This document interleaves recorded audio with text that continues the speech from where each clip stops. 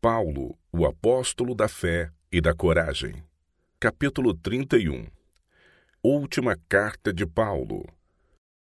Procura vir ter comigo depressa, porque Demas, tendo amado o presente século, me abandonou e se foi para Tessalônica. Crescente foi para a Galácia, Tito para a Dalmácia. Somente Lucas está comigo. Toma contigo Marcos e traze-o, pois me é útil para o ministério.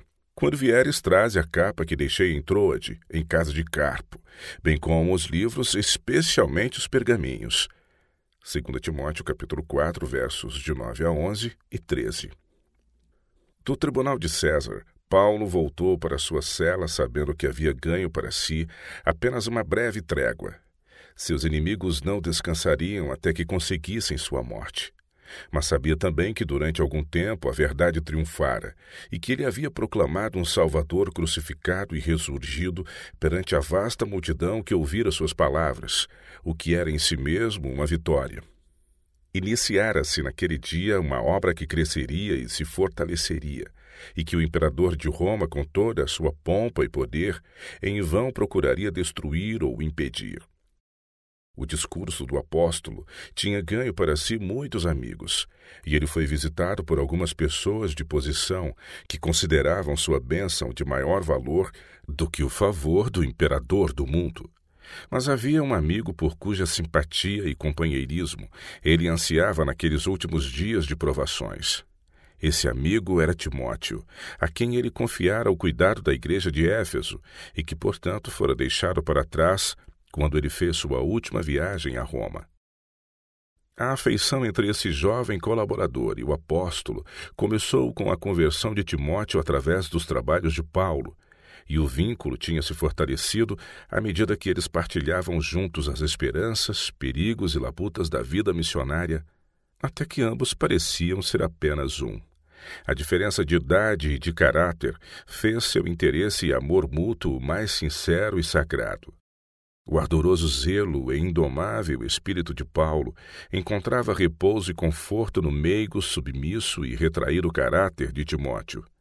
O fiel ministério e terna amizade desse jovem companheiro havia iluminado muitas horas escuras da vida do apóstolo. Tudo o que Melancton era para Lutero, tudo o que um filho poderia ser para um amado e honrado pai, isto era Timóteo para o sofrido e solitário apóstolo. E agora, sentado dia após dia em sua lúgubre cela, sabendo que por uma palavra ou um simples aceno do tirano Nero sua vida seria sacrificada, Paulo pensou em Timóteo e resolveu chamá-lo. Mesmo em circunstâncias favoráveis, vários meses passariam antes que Timóteo, vindo da Ásia Menor, pudesse chegar a Roma. Paulo sabia que sua vida, mesmo por um só dia, era incerta e temia que Timóteo chegasse tarde demais ou hesitasse pelo medo dos perigos da viagem. Tinha importantes conselhos e instruções para o jovem obreiro, a quem havia sido confiada tão grande responsabilidade e, enquanto instava para que viesse sem demora, ditou o derradeiro testemunho, pois talvez sua vida não fosse poupada para proferi-lo de viva voz. Sua alma estava cheia de terna solicitude por seu filho no Evangelho e pela igreja sob seu cuidado, e sinceramente procurou impressionar Timóteo com a importância da fidelidade ao seu sagrado encargo. As palavras de Paulo a Timóteo se aplicam com igual força a todos os ministros de Cristo até o fim do tempo. Conjuro-te perante Deus e Cristo Jesus, que há de julgar vivos e mortos, pela sua manifestação e pelo seu reino, prega a palavra, insta, quer seja oportuno, quer não, corrige, repreende, exorta com toda a longanimidade e doutrina. Esta solene recomendação para alguém tão zeloso e fiel como Timóteo é um testemunho enfático da grande importância e responsabilidade do ministério evangélico. O apóstolo intima Timóteo, por assim dizer, perante o tribunal da justiça infinita e da maneira mais impressionante o exorta a pregar a palavra, não os costumes ou dizeres dos homens, mas a palavra de Deus. Pregá-la como alguém absolutamente sério, quer seja oportuno, quer não.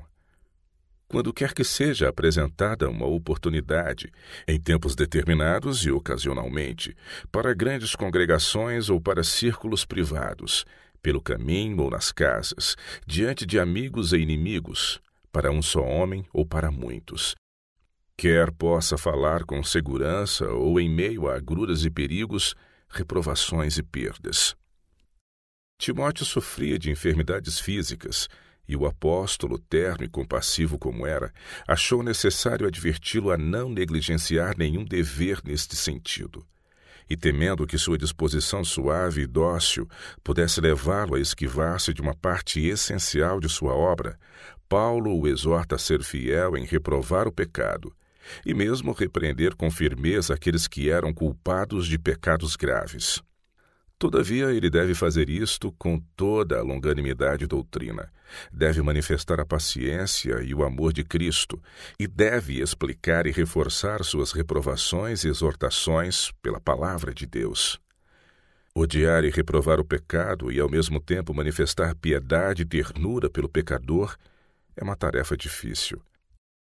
Quanto mais ardorosos nossos esforços para atingir santidade de coração e vida, mais aguda será nossa percepção do pecado e mais decidida nossa reprovação de qualquer desvio do que é correto. Devemos acautelar-nos contra a indevida severidade para com o malfeitor, mas conquanto devamos procurar animá-lo em cada esforço para corrigir seus erros, devemos ser cuidadosos para não perder de vista a excessiva malignidade do pecado. Embora seja necessário paciência e necessário amor cristão para com o errante, há constante perigo de manifestar tão grande tolerância por seu erro, que ele se considere não merecedor da reprovação e rejeite como desnecessária e injusta. Ministros do Evangelho, cujo caráter, em outros aspectos, é quase sem falhas, frequentemente causam grande dano, permitindo que sua tolerância pelos que erram degenere em intolerância por seus pecados. Com esta maneira complacente, eles desculpam e dissimulam o que a palavra de Deus condena, e depois de certo tempo tornam-se tão cegos que chegam a louvar aqueles a quem Deus manda reprovar. A única salvaguarda contra estes perigos é acrescentar à paciência piedade, reverenciar a Deus, seu caráter e sua lei, e ter sempre em mente o seu temor. Pela comunhão com Deus através da oração e a leitura de sua palavra, devemos cultivar tal senso da santidade de seu caráter que consideremos o pecado como ele o considera. A piedade conduz ao amor fraternal, e os que não a acariciam certamente estarão em falta com o amor. Aqueles que embotaram suas percepções morais pela pecaminosa tolerância para com os que Deus condena, em breve cometerão pecado maior, pela severidade e aspereza para com aqueles que Deus aprova. Vista através do meio-termo pervertido de um espírito não consagrado, a própria integridade e fidelidade do verdadeiro cristão parecerá censurável. Pelo orgulho da sabedoria humana, pelo desprezo para com a influência do Espírito Santo e aversão às humildes verdades da palavra de Deus, muitos que professam ser cristãos e que se acham competentes para ensinar a outros serão levados a se desviar dos requisitos divinos. Declarou Paulo a Timóteo, pois haverá tempo em que não suportarão a sã doutrina. Pelo contrário, cercar-se-ão de mestres segundo suas próprias cobiças, como que sentindo coceira nos ouvidos, e se recusarão a dar ouvidos à verdade, entregando-se às fábulas. O apóstolo não se refere aqui aos declaradamente religiosos, mas a cristãos professos que condescendem com a inclinação até que são escravizados por suas próprias paixões desenfreadas, conduzidas de várias paixões. Os tais desejam ouvir doutrinas que não interfiram em seu procedimento pecaminoso ou condenem suas inclinações para o amor aos prazeres. Portanto, são ofendidos pelas claras palavras dos fiéis servos de Cristo e preferem aqueles mestres que os louvem e lisonjeiem em vez de reprovar seus pecados. Esses mestres eles amontoam para si mesmos como favoritos especiais. Mesmo entre os professos ministros de Cristo, há muitos que não pregam a palavra, mas às opiniões de homens. Desviaram seus ouvidos da verdade. O Senhor lhes tem falado em sua palavra, mas eles não se preocupam em ouvir a sua voz, porque ela condena suas práticas. Em seus 10 sagrados preceitos, Deus outorgou uma regra para a vida humana, uma lei da qual Cristo declara que nem um jota ou um tio se omitirá de suas reivindicações sobre os homens através de todas as gerações até o final do tempo. Esta lei é ainda a norma de vida do crente, a condenação dos pecadores. Esta lei Cristo veio engrandecer e tornar gloriosa. Ele mostrou que ela se baseia no amplo fundamento do amor a Deus e ao homem, e que a obediência aos seus preceitos abrange todo o dever do homem. Em sua própria vida, ele deu aos homens um exemplo perfeito de obediência à lei de Deus. No Sermão da Montanha, Cristo mostrou como os requisitos da lei se estendem além dos atos exteriores e toma conhecimento dos pensamentos e intenções do coração. Esta lei, se obedecida, levará os homens a renegar a impiedade e as paixões mundanas e a viver no presente século sensata, justa e piedosamente. Mas o inimigo de toda justiça tem levado cativo o mundo e o tem levado a anular a lei de Deus. Como previu Paulo, o povo tem se desviado das claras e esquadrinhadoras verdades da palavra de Deus e, tendo coceira nos ouvidos, têm acumulado para si mesmos mestres que lhes apresentam as fábulas que eles desejam. Esses mestres espezinham o 4º mandamento, e em vez do dia que Deus abençoou e santificou, eles honram um dia que ele não ordenou e no qual ele não descansou. O primeiro dia da semana, cuja santidade repousa inteiramente sobre a autoridade de homens, é observado como dia santo igualmente por católicos e protestantes, em vez do dia que Deus separou e sobre o qual ele pôs sua bênção. Assim, o Criador do mundo é insultado, e Satanás ri em triunfo ante o sucesso de seus enganos. Com o constante desprezo pela santa lei de Deus, há uma progressiva aversão à religião, um aumento de orgulho, amor aos prazeres, desobediência aos pais e tolerância própria, e homens pensantes em toda parte estão interrogando ansiosamente: o que se pode fazer para corrigir esses alarmantes males? A resposta se encontra na exortação de Paulo a Timóteo: prega a palavra. Nesta palavra estão os únicos princípios seguros de ação. É ela um transcrito da vontade de Deus, uma expressão da sabedoria divina. Ela abre à compreensão do homem os grandes problemas da vida. Provar-se-á um guia para todos os que lhe derem ouvidos, livrando-os de arruinarem a vida em desorientados esforços. Deus fez conhecida a sua vontade, e é absoluta insensatez da parte do homem mudar ou mesmo questionar o que saiu de seus lábios. Depois de ter falado a infinita sabedoria, não pode haver mais dúvidas para o homem agir, nem alternativas vagas a serem por ele seguidas. Todos os interesses do tempo e da eternidade estão envolvidos em uma franca e sincera conformidade da mente e da vontade com a expressa vontade de Deus. A obediência é o mais elevado ditame da razão e também da consciência. Aqueles que preferem ouvir outras vozes e seguir outros guias voltar-se-ão para as fábulas e, confiando nelas no dia de Deus, se depararão com uma infinita perda. Paulo continua sua exortação: tu, porém, sê sóbrio em todas as coisas, suporta as aflições, faze o trabalho de um evangelista, cumpre cabalmente o teu ministério. Agora que Paulo é chamado a encerrar sua carreira, ele deseja que Timóteo tome o seu lugar e guarde as igrejas das fábulas e heresias de Satanás e de seus agentes. Paulo sabia que o inimigo procuraria por todas as formas afastar aquelas igrejas da simplicidade da verdade.